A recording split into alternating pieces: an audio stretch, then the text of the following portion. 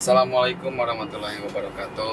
Oke, sahabat-sahabat Habatek Channel, saat ini kita perjalanan menuju daerah Ciharasas ya. Kita akan mengevakuasi orang-orang yang sakit, dikarenakan itu sakitnya udah lumayan lama, kurang lebih sekitar 1 tahun. Sekitar ya. Terima kasih, Pak.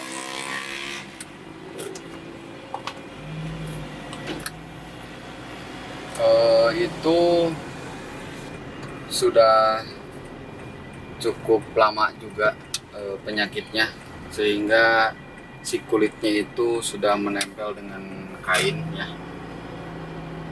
Oke, ini sebentar lagi kita akan sampai menuju rumahnya. Mudah-mudahan kita bisa mengevakuasinya sampai ke rumah sakit ya. Kita ditemani oleh dari Dinsos dan Kemenkes, Dinkes, Kemensos, Dinkes ya, Dinas Kesehatan dan Dinas Sosial. Berkat kemarin kita survei terlebih dahulu selama seharian, ya mudah-mudahan sekarang semuanya hadir, sampai Bapak Kelurahan, Bapak Kecamatan, dan pihak-pihak pemerintahan yang lainnya. Oke, itu saja. Ikuti terus perjalanan kami dari awal sampai akhir. Bye-bye.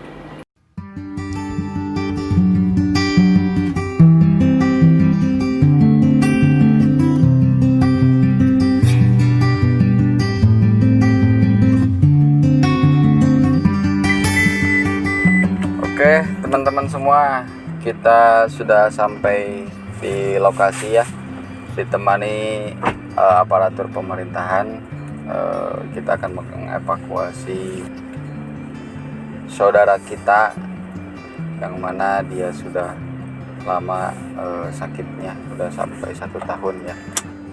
Yang mudah-mudahan dilancarkan semuanya dan dimudahkan. Oke.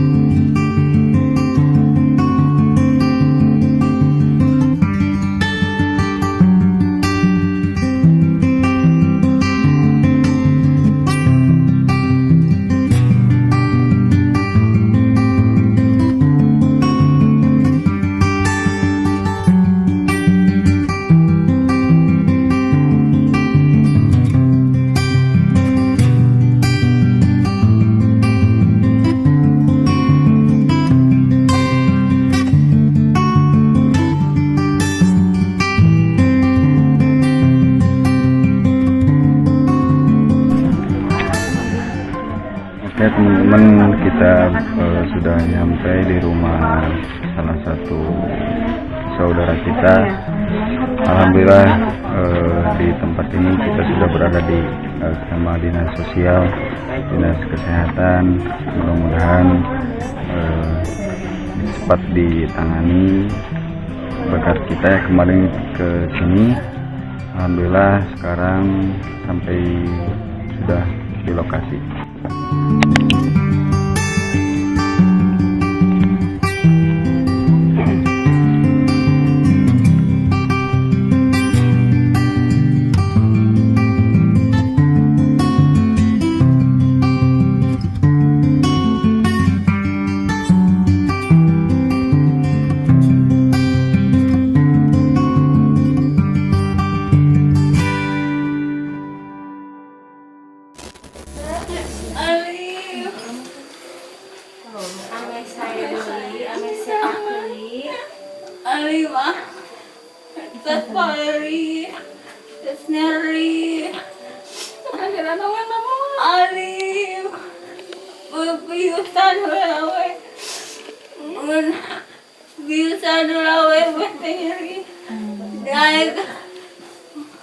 Oh kersa, tapi kadang yang dibius gitu.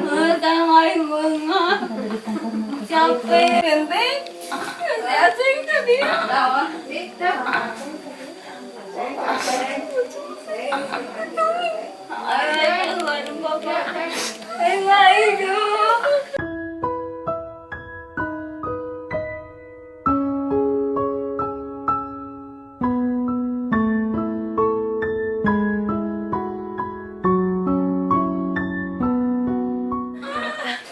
Upami ai kapungkur kawitna kumaha Bu ieu teh? Kawit namanya nyeri cangkeng sang perut geningan terus ai cenah we kasang kali.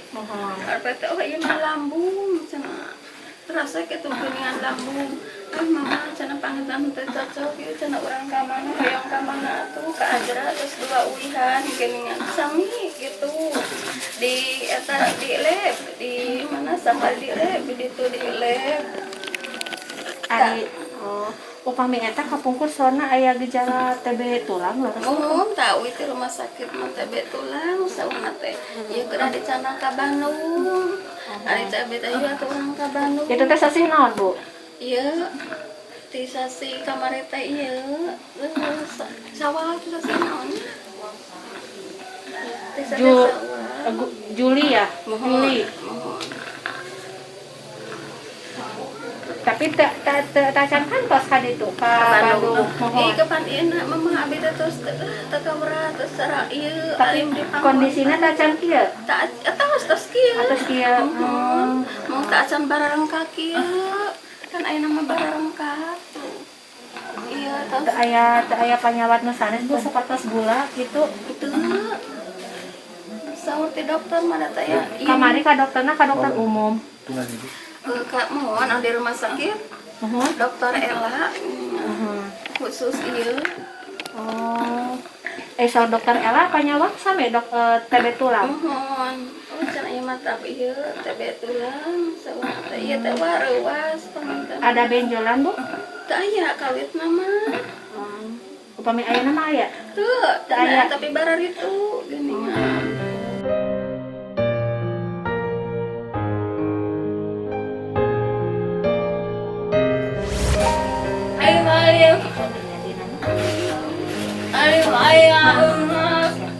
Ini mata kayak kersang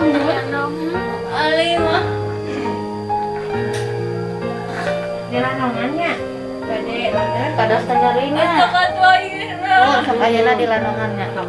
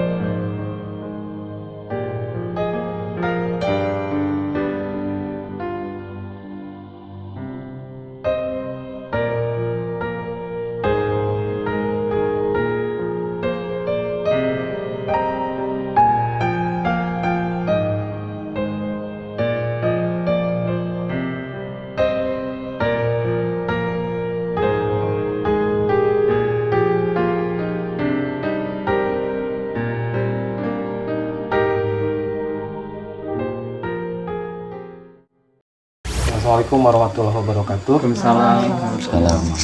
Perkenalkan kami dari Habatik Channel, Bapak Ibu yang kami hormati. Kami di sini akan mencari informasi terkait tentang bagaimana penanganan pasien TB tulang ini.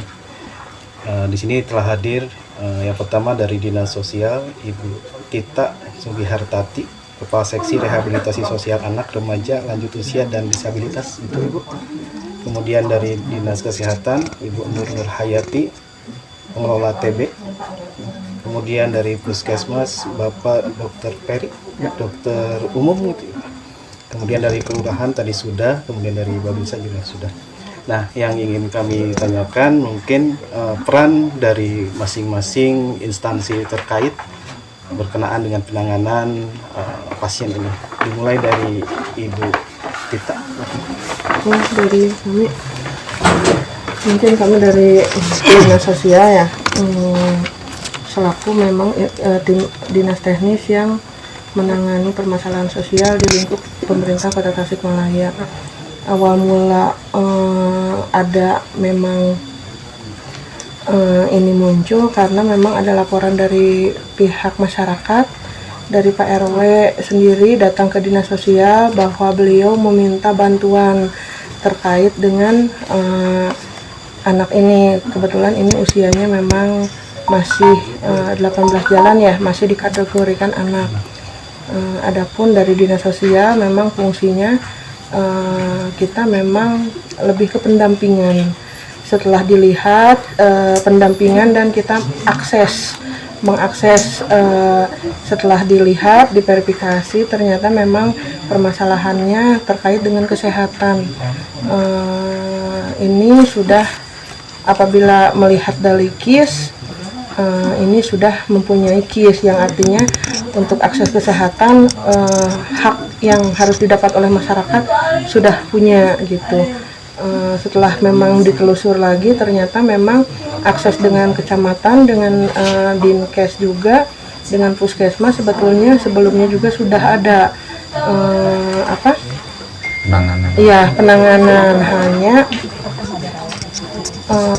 ada memang prosedur, ada memang SOP yang memang dipegang oleh masing-masing juga, yang seperti yang sekarang juga kan, bagaimana kita pemerintah peduli dengan, apalagi ini ada aduan masyarakat ya, istilahnya kalau tidak mengadukan kita tidak tahu sebetulnya, tapi karena memang ya kita juga sudah ada laporan ternyata kondisinya seperti ini, dan dari sisi medis juga memang ternyata sudah ada. Lalu dari kemarin juga kita diakseskan dengan pemerintah kota, memang bekerja sama juga dengan stakeholder atau yang memang di masyarakat yang memang peduli dengan kemanusiaan. Diantaranya memang ada Basnas gitu kan. Biasanya juga kita dengan banyak dengan yang lainnya kan, dan kebetulan yang memang pertama kali respon itu dengan Basnas gitu. Kita memang koordinasi, dan dari Basnas juga ini sudah mendapat bantuan untuk pengobatan sebetulnya. Jadi biasanya kan kalau KIS-nya itu memang kalau pengobatan secara umumnya ditanggung oleh KIS ya, ada misalkan biaya untuk memperingan keluarga. Kemarin juga memang sudah diakseskan gitu, udah ada bantuan sebetulnya pegangan untuk si ibunya, dan kami datang ke sini karena melihat memang kondisinya seperti ini. Tadinya ingin merujuk ke rumah sakit, hanya kembali lagi ternyata setelah dilihat kondisinya memang parah ya, udah jadi bergerak juga susah, akan tetapi kembali lagi ke keluarga yang bersangkutan, pasiennya memang tidak mau, dan kita balik lagi ke ibunya gitu. Kita dari pemerintah kan sudah ada upaya ambulan udah siap, berangkar udah siap, koordinasi dengan pihak rumah sakit juga udah ada. Istilahnya kalau si ibunya berangkat ke sana juga pendampingan untuk awal, insya Allah dari Dinsos mungkin mendampingi ya gitu. Cuman ya itu kembali lagi ke keluarga.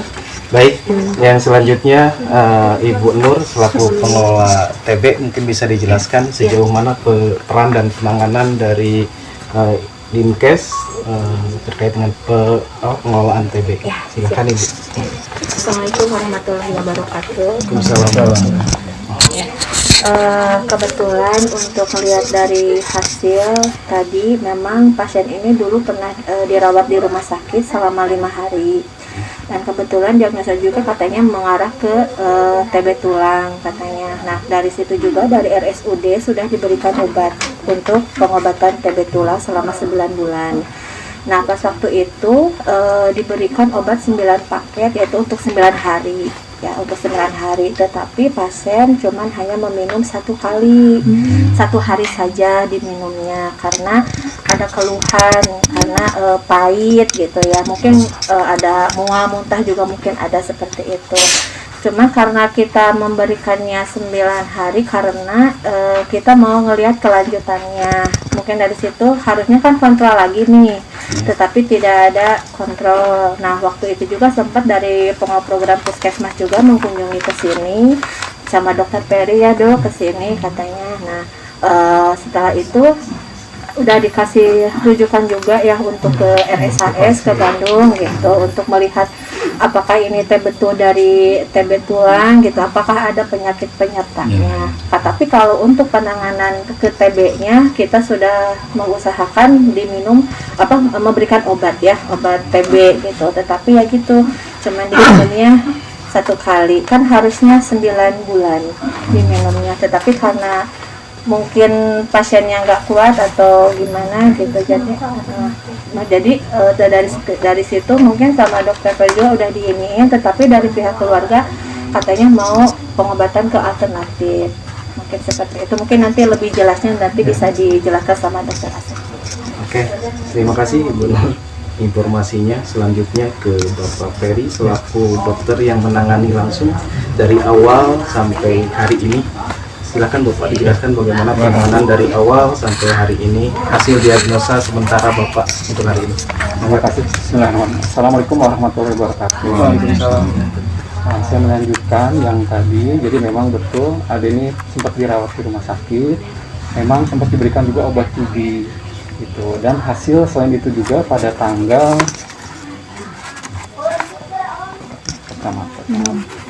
tanggal 6 bulan 6 tanggal 22 Juni itu ada hasil dari foto lumbalnya, tulang belakangnya.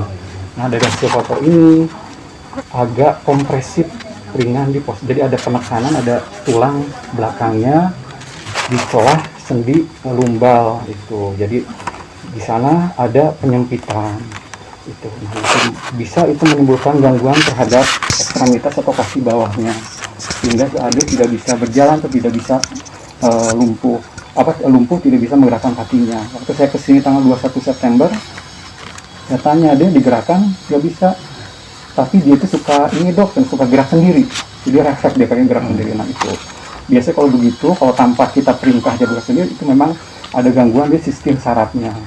Biasanya kalau sistem saraf yang kita inginkan itu sistem sarafnya gangguannya di pusat, karena tetap walaupun ada gangguannya di lokal di daerah tulang belakang.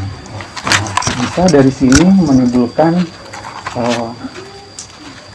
komplikasi karena adanya memang gak mau makan juga, kondisi daya tubuh turun, sehingga menimbulkan bisa mual, gak mau makan, daya tubuh turun, bisa komplikasi ke organ yang lain.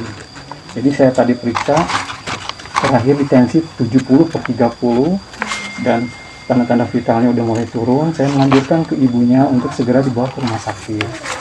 Nah, jadi memang kita penanganan terbatas karena kalau udah begini ranah rumah sakit. Ya. Pertama kita mencoba untuk menyelamatkan tanda-tanda vitalnya, tensinya kita naikkan, saturasi oksigennya kita naikkan. Jadi saya menyarankan memang dari dulu juga waktu tanggal 21 supaya adik ini berobat ke rumah sakit gitu. Cuman ya itulah tadi alasnya, kita tidak bisa memaksa karena ada hak pasien untuk menolak. Betul. Jadi itu intinya. Separah apa Pak sekarang kondisinya daripada awal? Iya. Kalau saya ketemu adik ini 20 September, sekarang saya lihat ngedrop sekali. Gitu karena kan kalau udah tadi saya tanya ke ibunya, pipisnya udah mulai menghitam. Nah itu udah mulai ada komplikasi ke arah ginjalnya juga, bisa ke arah livernya juga. Nah itu. Jadi saya sih sangat-sangat menganjurkan, karena kembali lagi kalau memang mau dibawa ke rumah sakit, insya Allah ada perbaikan mudah-mudahan. Karena kan semua di tangan Allah ya, kita hanya berusaha. Betul.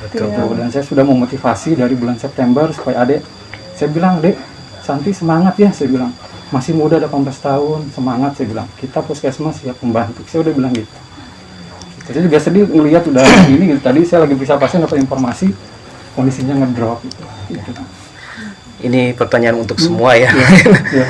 Selanjutnya, kalau misalkan adik ini mau dibawa ke rumah sakit, dirujuk, kemudian ternyata di rumah sakit yang ada di daerah Kota Tasikmalaya sudah tidak bisa menangani, misalkan ini ya Pak, pahitnya seperti itu, kemudian untuk harus dirujuk ke yang lebih atas mungkin ya, di Hasan Sadikin atau yang lainnya, tindak lanjut atau rujukan pendampingan apa dan siapa yang akan berperan di situ mungkin dari Ibu bisa menjawab.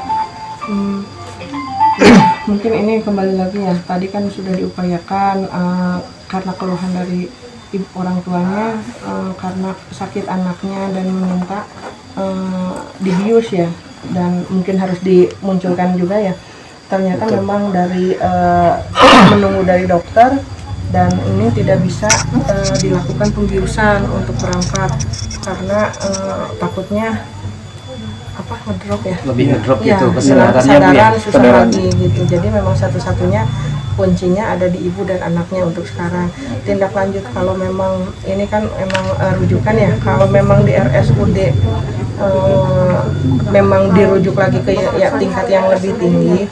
Kemarin juga memang kami memang sering ya, kami juga menangani untuk rujukan yang memang IGD itu langsung ya, itu langsung jalurnya dari rumah sakit.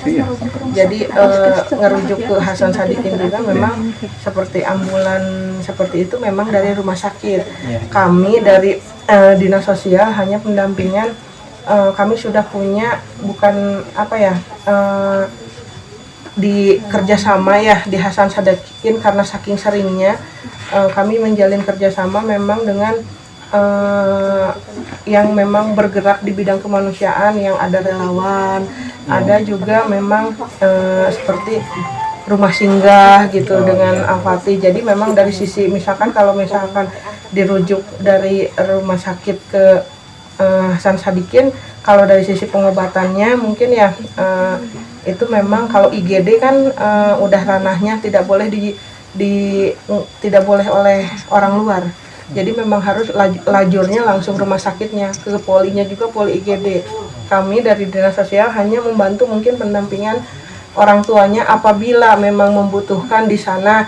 Misalkan kan banyak ya masyarakat yang masyarakat itu memang tidak mau ke Bandung itu karena memang saya itu di sana harus ngapain gitu, dan kebetulan ada itu kerjasama saya memang dengan di sana juga ada peksosnya, ada juga relawan ya yang memang siap membantu misalkan dari sisi pendampingan harus kemana mengurusi administrasinya atau bantuan untuk daftar online gitu kan, seperti itu. Dan kalau misalkan keluarganya butuh rumah untuk sekedar istirahat, ada memang rumah singgah yang memang sudah pernah saya kerjasama gitu, istilahnya sudah terjalin baik gitu dengan kami dinas sosial gitu. Ya. Ibu terima kasih, mungkin penanganan dari tindak lanjut dari Dinsos, nanti pendampingan keluarga ya Bu ya, nanti sampai situ mungkin ranahnya gitu ya. Kemudian kalau dari dinas kesehatan diwakili saja boleh Saya Bapak Dokter maupun Ibu. saya ya, terima kasih.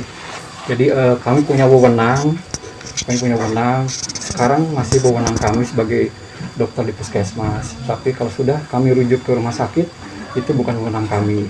Jadi mutlak tanggung jawab rumah sakit karena berjenjang rujukannya itu berjenjang.